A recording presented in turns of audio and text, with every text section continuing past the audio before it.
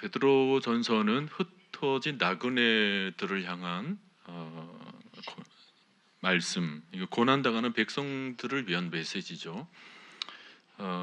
초대교회 현실을 보면 그리스도인이 된다라는 것 자체가 고난이었습니다.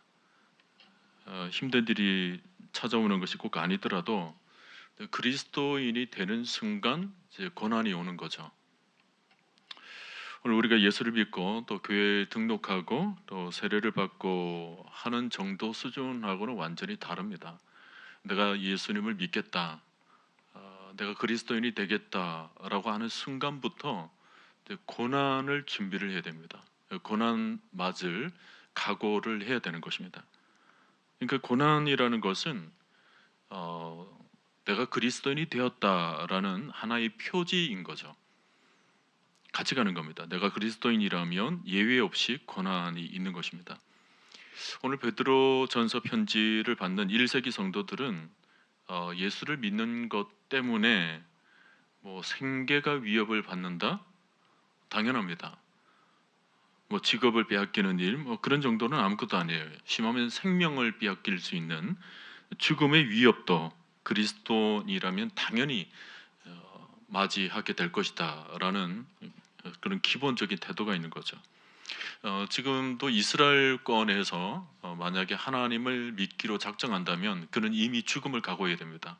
그 이슬람권에서는 그리스도인이 되었다라는 그런 증표가 있으면 바로 명예살인을 한다고 그러죠. 바로 죽여버립니다. 그러니까 지금도 이슬람권에 이제 선교를 하시는 분들을 얘기를 들어보면 그곳에서 그리스도인이 된다라고 했을 때 그분들은 보통 마음이 안 내요. 죽기를 각오하고 이제 그리스도인이 되겠다라고 하는 것입니다. 근데 지금 2000년의 기독교 역사로 하나님의 교회가 여기까지 오게 된 것들을 가만히 들여다보면 이 고난의 연속이었죠. 고난이 없었던 시대는 한 시대도 없었습니다. 모든 시대를 들여봐도 어떤 면에서는 복음은 고난을 타고 고난을 딛고 전파되었다 해도 과언이 아닐 정도로 모든 역사 속에 고난이 있어 왔습니다. 오늘 12절을 보면 사랑하는 자들아 너희를 연단하려고 오는 불시험을 이상한 일 당하는 것 같이 이상히 여기지 말고, 여기 나오는 불시험이라는 표현, 실제로 불을 통과하는 것 같은 그런 어려움이 있었습니다. 근데 불을 가까이 하다 보면 어떻죠? 굉장히 무섭죠. 뭐 자그마한 촛불 하나도 금방 손을 대기가 어렵습니다. 근데 불시험, 모든 것을 녹여버리고 또 화상을 입게 만드는, 그래서 그 고통은 이루 말할 수가 없습니다. 그러니까 이 불시험이라는 것은 초대교회 성도들이 얼마나 혹독한 상황에서 신앙생활을 하고 있는지를 그대로 보여주고 있는 단어라고 할 수가 있어요. 누가 나를 미워한다? 뭐 이런 수준이 아니에요. 누구 때문에 내가 어려움이 생겼다. 누구 때문에 마음에 섭섭함이 생겼다. 이건 뭐 시험 수준도 아닙니다. 고난 수준도 아니에요. 교회를 다니다가 누구 때문에 상처 입었다. 그거는 고난이라고 할 수도 없는 거예요. 그런 건 시험 측에도 들지도 않죠. 초대교회 성도들은 십자가형에 매달려서 고문을 당하고 또 사자의 밥이 돼 있고, 또 정말 기독교 역사를 더듬어 보면 이 불시험을 정말 혹독하게 당할 수밖에 없었던 그런 시대에서 신앙을 가지게 되었던 것입니다. 정말 오늘날의 삶의 모습과는 확연히 다르죠. 오늘 본문에서 보면 이런 불시험을 이상한 일 당하는 것 같이 이상히 여기지 말라. 이 말씀이 깊이 묵상이 되어져요. 불시험을 당할 때, 불같은 시험을 당할 때 정말 힘들 텐데 베드로 사도는 그런 시험을 당할 때 이상히 여기지 말라. 오히려 이런 시험을 당하는 것을 기뻐하고 즐거워하라 라고 말씀하고 있습니다. 이 고난에 대해서 전혀 다른 각도로 지금 접근하고 있는 거죠. 어떻게 제정신이라면 이렇게 혹독한 고난을 당하면서도 그 속에서 즐거워할 수 있을까? 근데 이것은 베드로뿐만 아니고 사도들, 뭐 바울 사도도 그렇지만 모든 사도들의 편지들을 가만히 들여다보면 동일한 표현들이 굉장히 많이 나오고 있어요. 고난과 환난에 대해서 환난 중에 즐거워하라, 이런 말씀 많이 하고 있잖아요. 여러분, 이게 가능한 일입니까? 14절에도 보면 너희가 그리스도의 이름으로 치욕을 당하면 복 있는 자로다. 치욕을 당한다 뭐예요? 무시당하고 또 말에 또 상처를 입히는 그런 것들 아닙니까? 치욕을 당하면 복 있는 자로다 그래요. 그리고 16절에 보니까 만일 그리스도인으로 고난을 받으면 부끄러워하지 말지어다. 그 세상 사람들이 너 예수쟁이지, 너 그리스도인이지, 너 교회 다닌다며 라는 식으로 핀잔을 주거나 나름대로 언어적 고난을 주게 되더라도 그 속에서 부끄러워하지 말라는 거예요. 물론 여기 나오는 고난들 다 예수 때문에 생겨나는 고난들입니다. 개인적인 실수 때문에 생겨나는 고난들이 아니에요. 15절에 나오는 것처럼 자기가 저지른 살인이나 도둑질이나 악행이나 남의 일을 간섭함으로 인해서 생겨나는 그런 고난들이 아니라 순전히 예수 때문에, 예수님을 믿기 때문에 생겨나는 그런 고난들을 의미하는 것입니다. 그러니까 하나님 뜻 안에서 받게 되는 모든 고난들에 대한 즐거움을 오늘 말씀을 하고 있습니다. 자, 오늘도 우리가 신앙생활을 하다 보면 시험이나 고난이 찾아올 때가 있죠. 중요한 것은 그럴 때 우리가 어떻게 반응을 하느냐 하는 것이 중요합니다. 많은 사람들은 어려움이 오면 일단 부정적으로 반응을 하죠. 대체적으로 믿음의 반응을 하는 것이 쉽지 않아 보입니다. 지금까지 내가 주님을 믿어왔는데 나에게 어떻게 이런 일이 일어날 수 있을까? 내가 어떤 이런 어려움이 생겨날 수 있을까? 내가 예수를 잘 믿고 있는데 내가 예배도 빠지지 않고 내가 하나님 앞에 헌신도 잘하고 있는데 어떻게 이런 일이 생겨났지? 어떨 때는 분노하기도 하고 대부분 쉽게 받아들이려고 하지를 않습니다. 참 고난이라는 것이 어려운 거예요. 어려운 문제입니다. 대부분 고난이 오면 첫 번째 반응이 이게 무엇 때문에 생겨난 일인가? 누구 때문에 생겨난 일인가? 거의 욥기에서 욥의 친구들이 했던 모습이죠. 이런 고난이 무엇 때문에 찾아왔나? 네가 잘 생각해 보라 그랬잖아요. 여러분 지금 중요한 것은 고난의 잘잘못을 따지는 것이 중요한 것이 아니라 우리에게 고난이 찾아올 때 어떻게 이 고난을 극복해 나갈 것인가. 신자라면 반응의 문제에 집중해야 된다는 것입니다. 고난의 원인보다는 이 고난을 내가 어떻게 대처해 나갈 것인가. 원인은 틀림없이 하나님의 뜻 가운데 있겠지. 하나님께서 하시는 일 가운데 있겠지. 그러므로 중요한 것은 내가 이 고난을 어떻게 반응할 것인가, 어떻게 대처해 나갈 수 있을 것인가, 그것에 집중해야 된다는 거죠. 역사적으로 고난은 굉장히 난해한 것이었습니다. 이것이 옳다, 이것이 그르다 이렇게 함부로 말할 게 못 돼요. 내게 일어난 일들에 대해서 어떤 일어난 시험에 대해서 이것이 옳은 시험이냐, 이것이 그런 시험이냐 이렇게 쉽게 판단할 수가 없습니다. 하나님께서 어떤 뜻 가운데 어떤 의도로 어떤 과정을 통해서 헤쳐나가게 만드는지 우리는 금방 알지를 못하죠. 때문에 고난을 금방 해석해내는 것이 쉽지가 않습니다. 때문에 우리가 생각해야 될 것은 일단 고난이 왔을 때 모든 것을 일단 하나님의 뜻 가운데 바라보면서 이 고난을 내가 어떻게 대처해 나갈 것인가에 집중을 해야 된다는 거예요. 이것을 잘못 해석하면 하나님에 대한 오해가 생겨나게 되고 또 사람에 대한 원망이 생겨나기가 쉽죠. 어떨 때는 회피하기도 하고 그냥 도피하기에 급급합니다. 사실 고난의 당사자가 되면 누구나가 그렇게 되기가 쉽습니다. 자, 오늘 베드로 전서를 보면 반응의 문제가 나오는데 우선은 고난을 당할 때 신자라면 이 고난을 좀 수용하는 태도가 있어야 된다는 거예요. 여기 12절을 다시 보세요. 사랑하는 자들아 너희를 연단하려고 오는 불시험을 이상한 일 당하는 것 같이 이상히 여기지 말고 그랬습니다. 이 고난을 수용하지 못하고 받아들이지 못하면 고난은 하등 의미 없는 일들이 되어버리고 말죠. 내 인생에 있어서 그냥 지워버려야 될, 없어져야 될 일들이 되고 맙니다.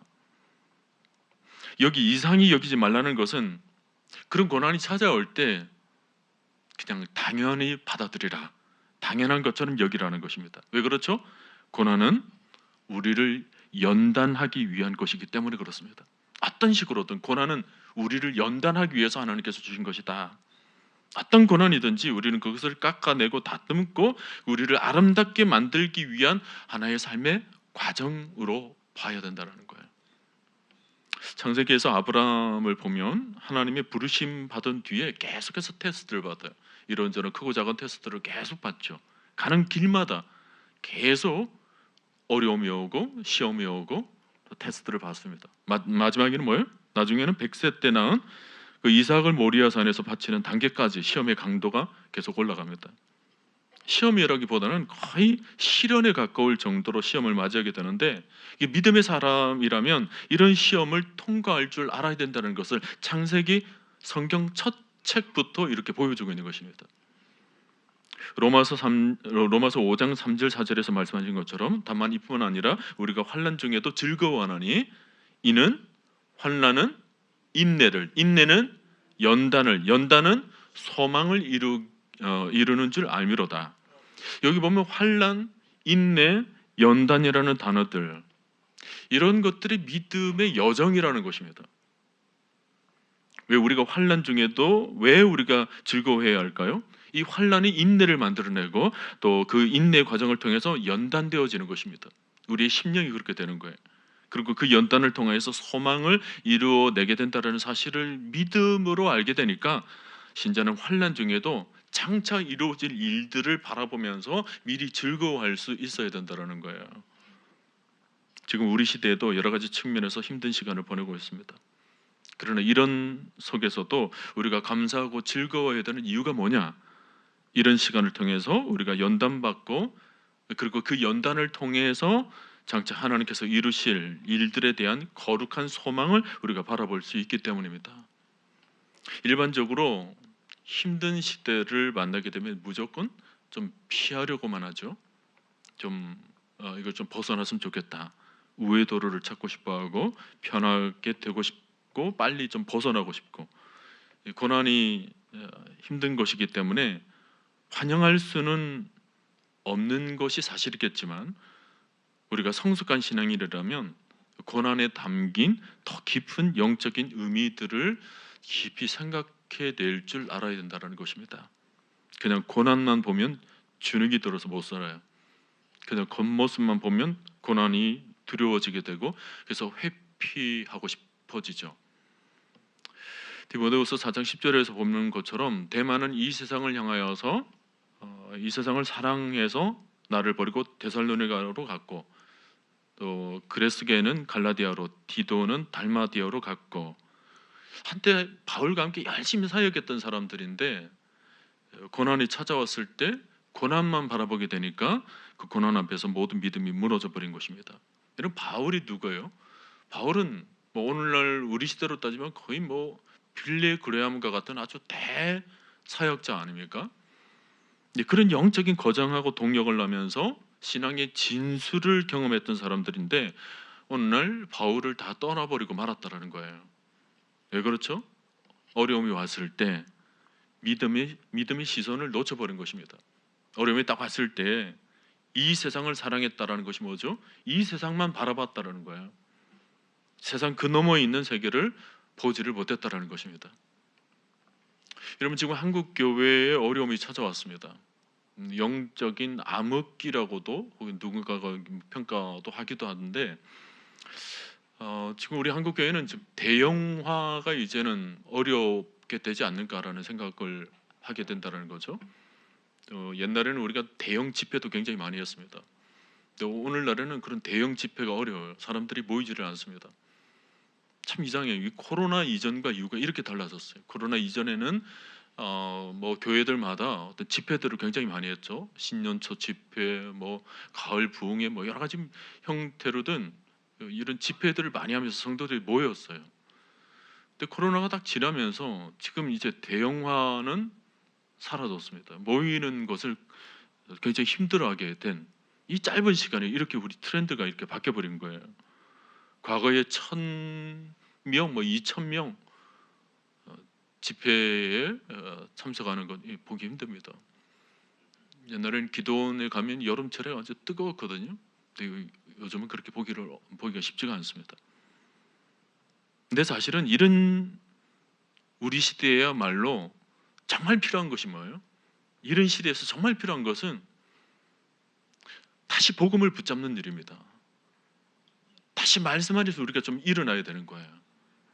계속 이렇게 주눅이 들어서 쓰러져 있으면 안 되죠. 우리가 복음의 진가를 이런 시대일수록 더 드러내고 그리스도인의 삶을 더 빛으로 나타내야 될 줄로 믿습니다. 이런 시대일수록 그래요. 우리가 퇴보하면 안 돼요. 우리 시대 속에서 우리가 한 시대를 살아가잖아요. 한 시대를 살면서 퇴보한 시대를 살다가 가면 우리가 너무 억울하잖아요. 한 시대를 잠깐 살다가 가는데 이 짧은 한 시대를 통하여서 좀 하나님의 거룩한 임재를 좀 경험하다가 가야 되는데, 고작 그 코로나 한번 거쳤다고 가지고 우리 영적 트렌드를 이렇게 바꿔놓을 수가 있을까? 우리가 다시 한번 복음의 진수를 좀 더 힘있게 좀 붙들고 좀 일어날 필요가 있다라는 거예요. 우리가 편안하게 살기를 원한다면 모든 것이 참 두려울 겁니다. 힘이 빠지고 두렵고 주눅이 들고 그 속에서 다시 일어나지를 못하는, 거의 뭐 주저앉아 있는 그런 모습을 아마 벗어나지를 못할 거예요. 그러면 우리가 편안함과 이 세상의 즐거움에 대해서 그것이 우리 신앙의 목표가 아니다라는 것이 명확하다면 우리는 지금 상황에서 좀 벗어날 필요가 있습니다. 삶에 대해서 좀 뭔가 새로운 각오를 좀 가질 필요가 있죠. 제임스 패커라는 그런 박사가 지금의 교회를 온천탕 사우나에 비유를 한 적이 있습니다. 현대 그리스도인들이 지금 온천 사우나에 지금 다 들어가 있다라는 거예요. 그 속에서 뭐요? 너무 좋다. 그러고는 나오고 싶지 않다라는 것입니다. 오늘 현대 그리스도인의 모습을 그렇게 표현한 거예요. 우리는 현실에서 안주하고 싶은 유혹에 지금 그대로 빠져 있는 것입니다. 편리성을 추구하는 그 습성에 길들여져 있고, 오늘날 문화 안에서 지금 편리주의가 얼마나 지금 우리 삶 깊숙이 지금 들어가 있는지 모릅니다. 모든 삶이 그래요. 우리나라가 굉장히 지금 편리하죠. 여러분 그걸 느끼십니까? 다른 나라 사람들이 우리나라 와가지고 이 나라가 이렇게 편리한가 놀랜다라는 거예요. 제일 놀라는 것 중에 하나가 우리나라가 배달의 민족 아닙니까?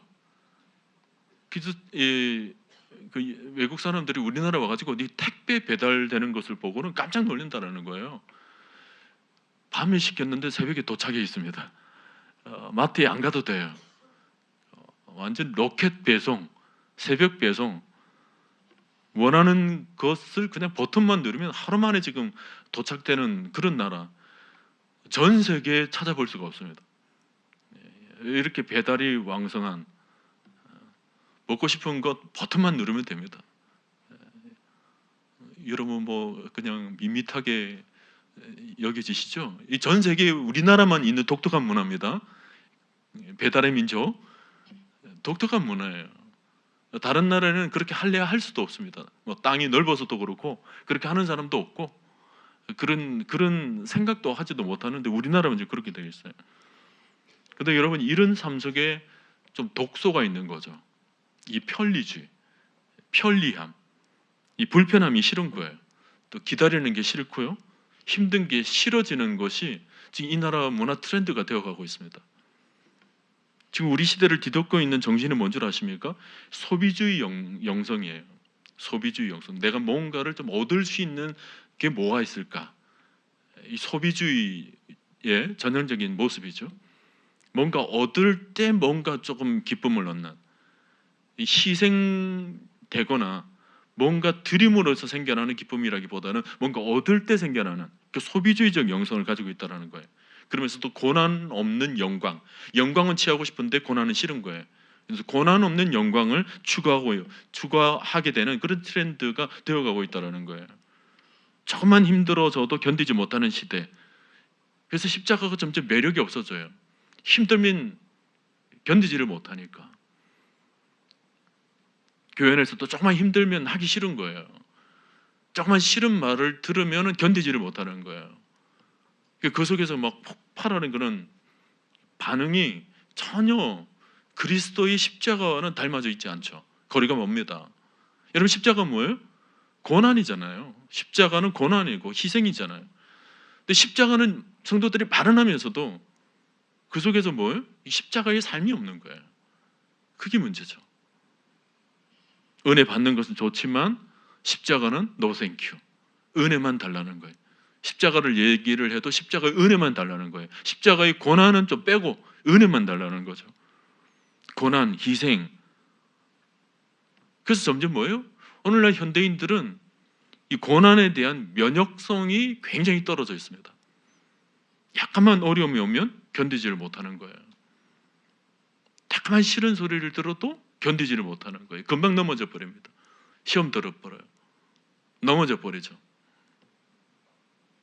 여러분, 그런 흐름과 환경 속에서 아주 편리하게 신앙생활을 하다 보면 어려움을 당했을 때 이겨낼 수 있는 이 면역체가 우리 가운데 생겨나 있지를 않는 거죠. 없는 거예요, 이게.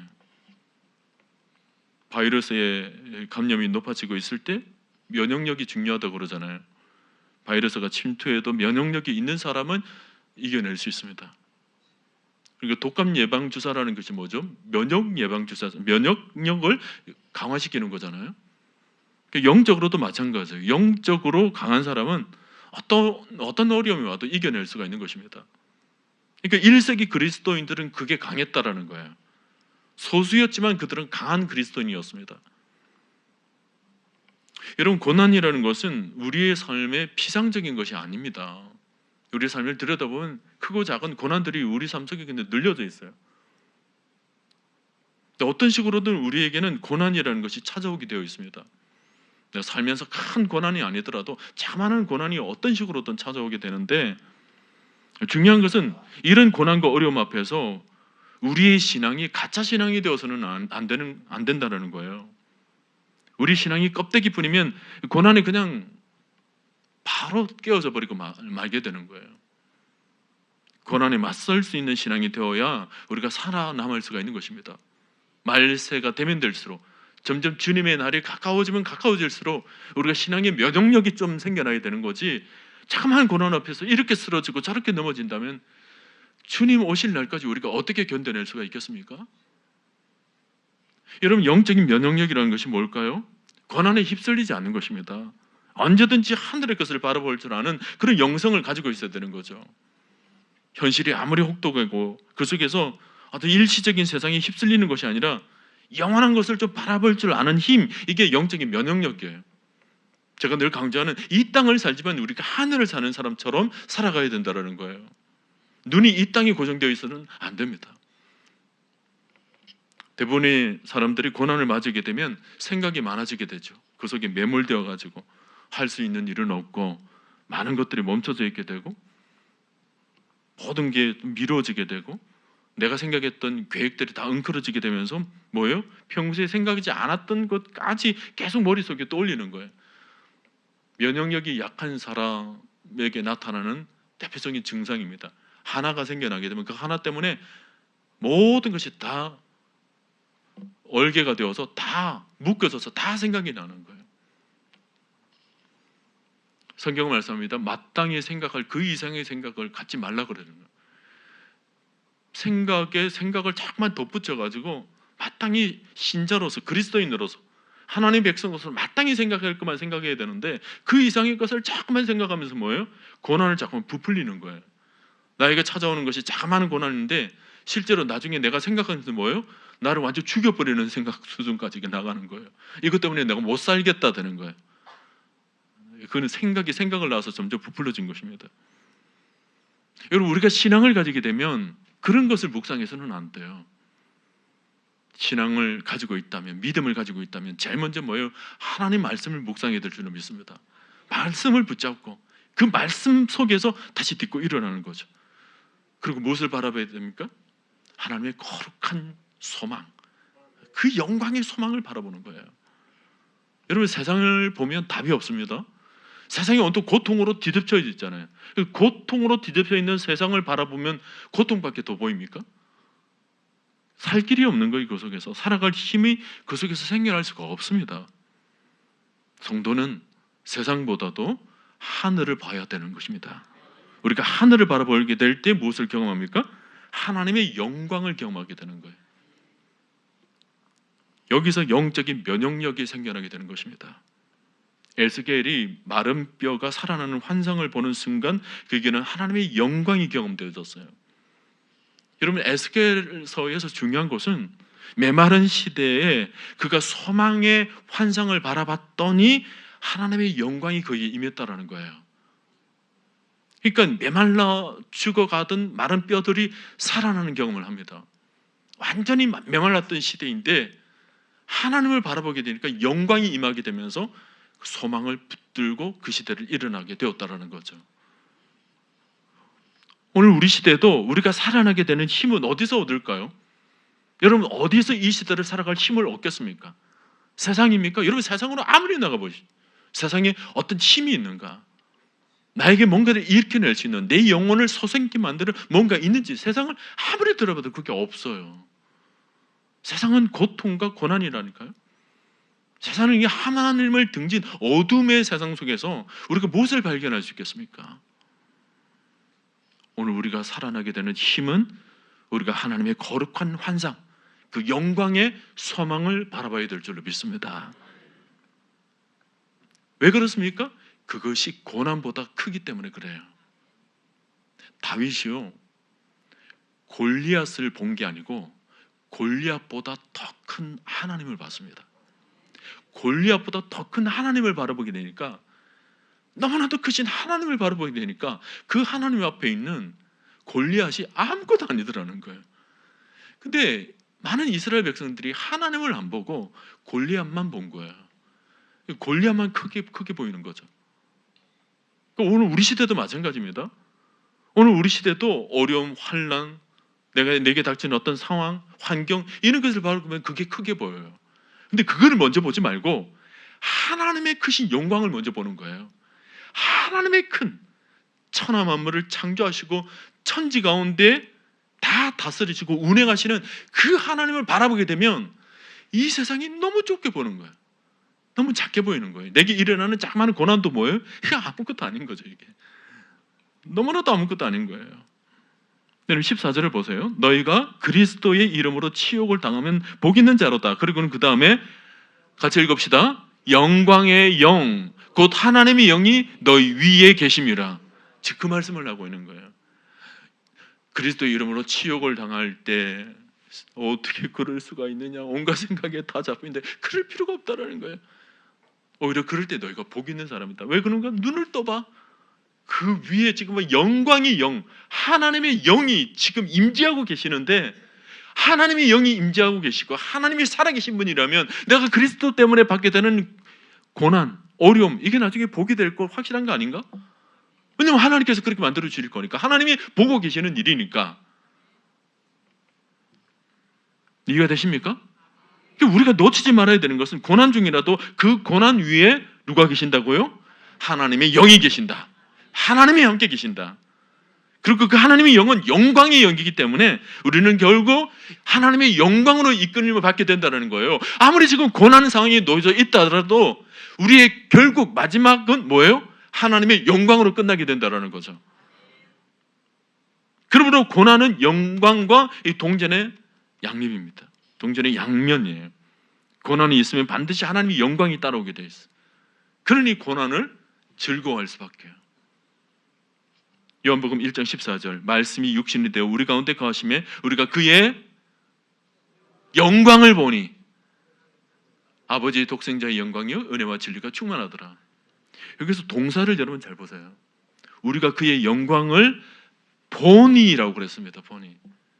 저 동사에 여러분 주목하세요. 영광이 있다가 아니에요. 영광이 있죠? 근데 있는데 우리가 보니 아버지의 독생자의 영광이 은혜와 진리가 충만하도록 했습니다. 오늘 밤 여러분 영적인 눈을 떠서 여호와의 영광을 볼 수 있기를 바랍니다. 독생자의 영광을 볼 수 있기를 바라요. 오늘 밤에도 우리가 하나님의 영광을 바라보게 되면 게임 끝나는 거죠. 영광을 바라보게 되는 순간, 하나님의 그 임재하심과 하나님의 통치하심을 바라보는 순간 이 세상에 아무것도 아니게 되는 거예요. 오늘 베드로는 그 마음으로 성도들에게 안타까움을 전하고 있는 거예요. 너희가 그리스도의 영광을 보니, 그리스도의 영광을 보니 너희가 어찌하여서 시험 가운데 환난 가운데 어려워할 필요가 없는데 어떻게 낙심되어 있느냐. 너를 떠라는 거예요. 성도들을 향하여서 눈을 떠라. 사도 바울도 로마서 8장 18절에 장차 우리에게 나타날 영광과 좋게 비교할 수 없도다. 하나님의 영광을 벌어보니까 환난과 핍박과 공고와 육신의 적신이나 위험이나 칼이라 어떤 어려움이 와도 우리를 그리스도 주 예수 안에 있는 하나님의 사랑에서 끊을 자가 없다. 그러므로 우리는 그리스도를 통하여서, 그분의 사랑을 통하여서 하나님의 영광을 바라보게 되는 순간 이 세상의 모든 어려움들이 아무것도 아니게 되지 않는가. C.S. 루이스가 쓴 그 영광의 무게라는 책을 보면 우리에게 닥쳐진 고난이 결코 작은 것들은 아니지만, 작게 여겨지는 것들은 아니지만, 그러나 그것보다 장차 다가올 영광의 무게를 우리가 분명히 알아야 된다는 거예요. 고난이 현실적으로는 너무 크게 보이는 것이 사실이지만, 내게 닥쳐진 이 자그마한 일이 너무 크게 보여서 마음도 또 낙심도 되고, 어떨 때는 기도도 안 되고, 어려움이 느껴져서 말씀도 들어오지도 않고, 그럴 때도 혹 있기는 있겠지만, 그러나 우리가 깊이 생각을 해보면 하나님의 거대한, 하나님 나라의 이 완성이 그 위에 지금 거대하게 형성되어 가고 있기 때문에, 그것을 바라볼 줄 아는 마음, 그 마음을 가지게 된다면 나에게 일어난 일은 너무나도 사사로운 일들이 되어버린다. 그런 영광의 무게가 얼마나 큰지를 생각하는 만큼 이 세상의 삶의 무게는 그만큼 가벼워질 수 있다는 거예요. 상대적인 거예요. 그러므로 신자는 하늘의 영광에 눈이 뜨여져야 된다는 것입니다. 하늘의 영광이 눈을 뜨게 되면 뭐예요? 기쁜 것, 정말 놀라운 일을 뜨게 되면 우리가 반짝하잖아요. 잠 오다가도 뭐 놀라운 일이 생겨나게 되면 눈이 반짝 뜨여지잖아요. 할렐루야, 할렐루야. 번쩍 뜨여지잖아요. 잠이 옵니까? 번쩍, 너무 놀라운 것을 봤는데. 오늘 현실적인 문제들 앞에서 지금 면역 결핍증 신자들이 굉장히 늘어나고 있습니다. 지금 면역이 너무 약해지고 있어요. 오늘날 이 시대를 살아낼 힘이 너무나도 약해져 가고 있어요. 그리스도를 위해서 맞서 싸울 힘도 없을 뿐만 아니라 심지어 자기 자신도 겨우 지탱해낼 수 있는 그 힘조차도 너무나도 약해져 있는, 그러니까 뭐예요? 그리스도인으로서의 투지가 거의 사라져버린, 세상이 던지는 그 유혹 앞에서 금방 나 자신을 그냥 담가버리는 그런 무기력증, 그게 뭐예요? 신자의 초라함이 다 거기서 생겨나는 거거든요. 오늘날 그리스도인 아가서 오늘날 교회의 연약한 힘들이 다 거기서 출발하는 것입니다. 면역력이 약해져 있으니까. 여러분, 삶은 두 가지예요.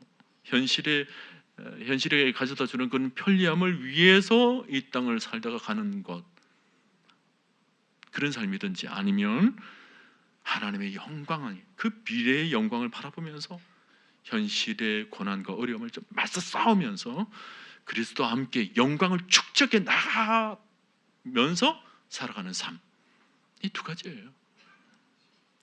우리가 자녀들에게 늘 말하는 것이 뭐죠? 놀지만 말고 열심히 공부해라. 왜 이런 잔소리를 합니까? 지금 좀 고생스럽다 하더라도 나중에 네가 얻게 될 영광이라는 것이 있지 않는가. 그러니 지금 맞서 싸우라는 거예요. 힘들지만 이겨내라는 것 아닙니까? 성도 여러분, 우리가 현실이 어려우면 어려울수록 우리에게 필요한 것은 하나님 영광에 대한 갈망이에요. 하나님 영광을 바라보면서 현실을 이겨내는 거죠. 세상의 뉴스들 여러분 쳐다보면 온갖 고통의 뉴스들 아닙니까? 세상 돌아가는 사건 사고들을 가만히 들어보면 어둠밖에 없어요. 여러분, 이런 시대에 우리가 맞서 싸워야 되는 것은 면역주사입니다. 이런 시대를 이겨낼 힘을 우리가 얻는 거죠. 어디서 얻습니까? 바로 하늘의 영광을 바라보는 것입니다.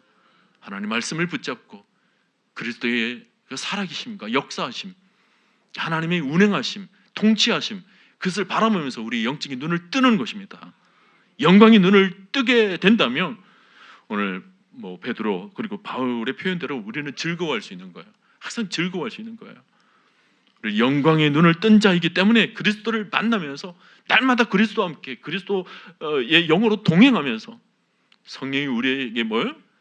그 희락의 기쁨을 주는 거죠. 말할 수 없는 기쁨을 안겨다 주기 때문에 우리는 이 시대를 살아갈 힘을 성령으로부터, 하나님으로부터 그리스도의 영으로부터 우리가 공급받게 되면서 이 시대를 넉넉히 이기면서 살아가게 되는 것입니다. 지금까지 인류 역사의 비극은 뭐예요? 늘 세 가지 형태로 우리를 위협해 왔죠. 전염병이 오고 또 기근이 오고 전쟁이 찾아왔습니다. 그러나 그 속에서 신자들은 늘 하늘을 바라봤어요. 모세가 하나님의 그 불꽃 가운데 하나님의 영광을 바라보게 되니까 그 광야를 너끈히 지나가는 것입니다. 에스겔 그 마른 뼈들이 늘려져 있는 그 메마른 시대 속에서도 하나님의 영광을 경험하게 되니까 영이 창궐하게 되는, 온몸을 뒤덮는 그런 영광을 그런 체험하게 되죠. 베드로도 변화산에서 하나님의 영광을 바라보게 되면서 놀라운 영적 세계로 들어가게 되는 거예요. 스데반도 죽음의 직전에 놓여져 있을 때 그 하나님의 영광을 바라보게 되니까, 성령 충만으로 그 하나님의 영광을 바라보게 되니까 죽는 게 아닌 거예요. 이게 아마 스데반의 죽음을 바라보면서 그 자리에 있던 사람들이 아마 놀랐을 것입니다. 그리스도인의 죽음이라는 바로 저런 것인가? 죽으면서도 영광을 바라보니까 이게 죽는 게 아닌 거예요. 사도 바울도 그리스도의 영광을 바라보게 되면서 자신의 눈을 멀게 만들었던 그 영광을 바라보게 되면서 그의 모든 인생을 바꿔버립니다. 성도를 진짜 바꿔버리죠. 사도 요한도 그 유배지 밤모섬에서 하나님의 영광을 바라보게 되면서 그 영원한 세계가 눈앞에 쫙 펼쳐지게 되니까 글로 편지를 남깁니다. 영광의 세계가 어떻게 펼쳐질지, 유배지에서, 버려진 땅에서, 버려진 사람들 사이에서 그는 사람 바라보지 않고 하나님의 영광을 바라보면서 편지를 써내려가서 그 영원한 계시의 세계를 우리들에게 들려주고 있잖아요. 모든 사람들의 공통점이 뭐예요? 하나님의 영광을 바라보았다라는 것입니다. 찬송가에도 이런 곡조가 있잖아요. 하늘의 영광, 하늘의 영광, 나의 맘속에 차고도 넘쳐. 이 찬송을요, 정말 여러분 그냥 부르시면 안 돼요. 하늘의 영광, 하늘의 영광, 내 맘속에 차고도 넘쳐.